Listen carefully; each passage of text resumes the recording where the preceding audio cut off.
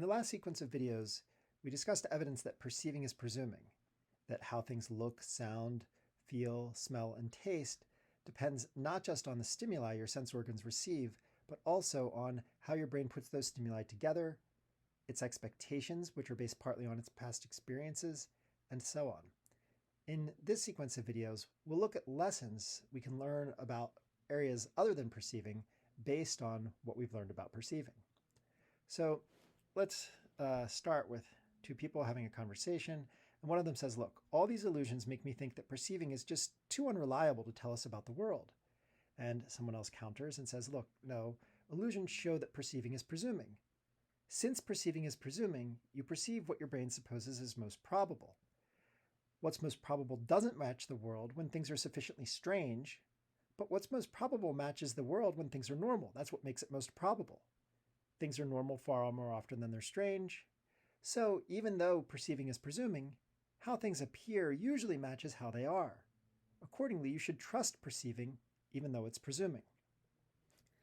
And this person over here counters and says, look, so if I should trust perceiving either way, why should I care about illusions? Sure, they show that perceiving is presuming, but why should I care about that? And the person over here counters and says, look, given how central perceiving is to our lives, it's natural to be interested in how it works. Accordingly, the fact that perceiving is presuming is inherently interesting.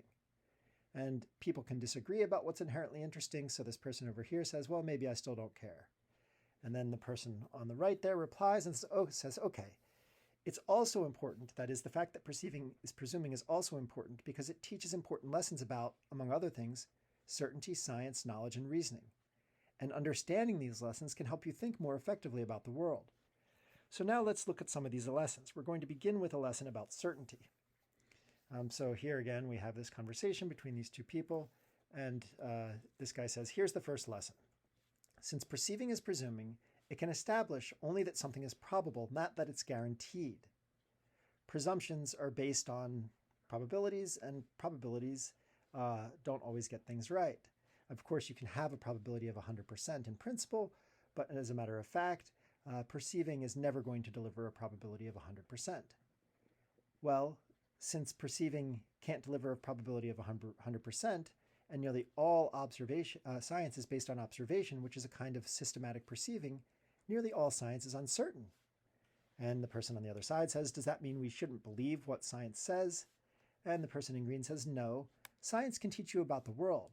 It can provide good reason for all sorts of claims, but good reason to believe something isn't the same as being certain about it, any more than something being very probable is the same as it being true. Even though you should believe many claims from science, none is certain. And the person on the left here says, okay, but why is that so important if I should believe these claims anyway? That is, if I should believe the claims of science, regardless of whether they deliver certainty or instead deliver something less than certainty, why should I care that, as a matter of fact, science is delivering something less than certainty? And this person answers, anyone who doesn't recognize this lesson, that science doesn't deliver certainty, is easy to manipulate. If you think good science delivers certainty, then someone can make you reject a bit of science, which might be good, by showing that it remains uncertain. And in fact, this happens all the time, but let's imagine a conversation. So here we have Fred and Naomi. And Naomi says, look, smoking causes cancer. And Fred says, why do you believe that? And Naomi says, because smokers are more likely than non-smokers to get cancer. And Fred says, but that's just correlation. Maybe there's a different cause for the correlation. Maybe there's a common cause, like maybe smokers are just reckless people, and one of their other reckless behavior causes cancer. You can't rule that out. And Fred's idea here is that people tell you smoking is bad for you, and since they tell you smoking is bad for you, only reckless people smoke. And reckless people are going to be reckless in all sorts of other ways. So maybe it's one of their other reckless behaviors that leads them to get cancer. And Naomi replies, but look, there's controlled experiments. Mice, for example, exposed to cigarette smoke are more likely to get cancer than mice who aren't exposed to cigarette smoke. And Fred replies and says, but mice aren't human. Smoke may well affect humans and mice differently. So you can't infer based on what happens from mice to what happens to humans. The mice are just an imperfect model of humans. And Naomi says, but when you put together the correlation in humans and the experiments on mice and experiments on monkeys and so on and so forth, and Fred replies, there's still other possibilities. You can't be sure You can't be certain that smoking causes cancer. The evidence doesn't prove it in the sense of a sort of geometric or otherwise mathematical proof. And Naomi replies, I guess not. And that's true. There isn't a proof in the sense of geometric or mathematical proof or logical proof that smoking causes cancer.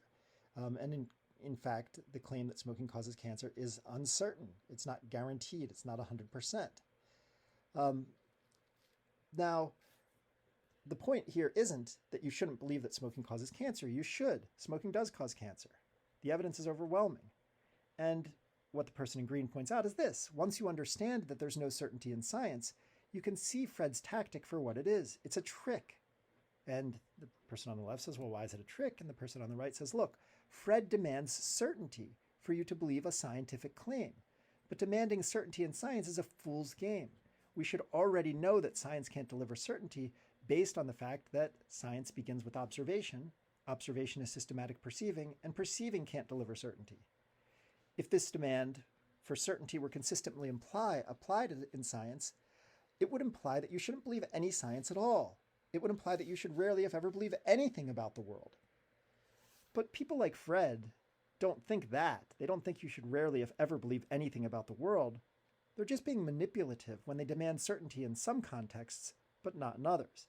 Specifically, they demand certainty for results they don't like, or results in some cases they're being paid to raise doubt about, and they don't demand certainty for results they like, or results that they aren't being paid to raise doubt about.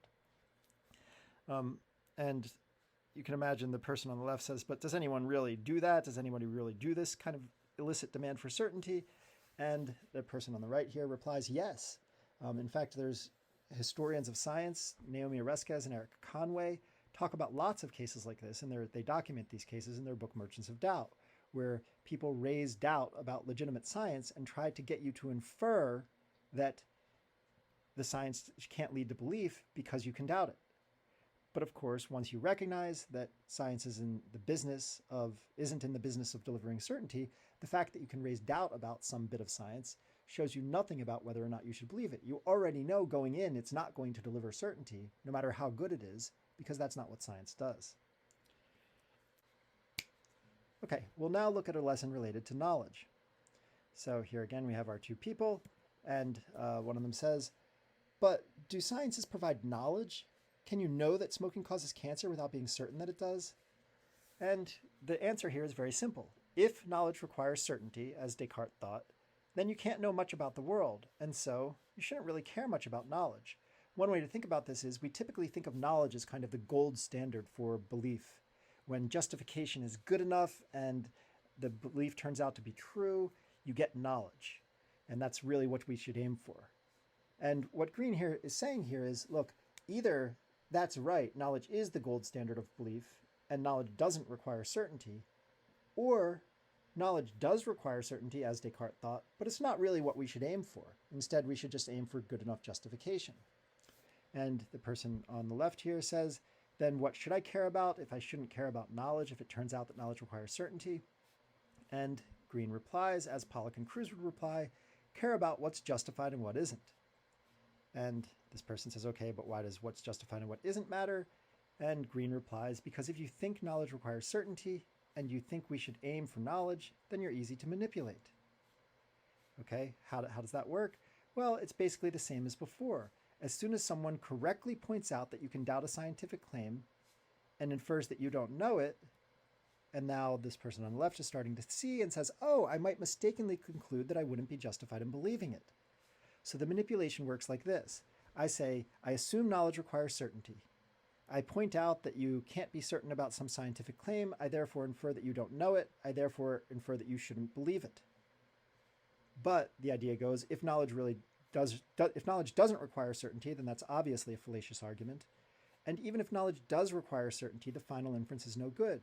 If knowledge doesn't require certainty, if knowledge does require certainty, then the fact that you can't know a claim doesn't mean you shouldn't believe it, because you can have great justification. It's just not perfect justification. And Green says, exactly, you're getting it. Okay, we'll stop that video there and continue next time talking about induction.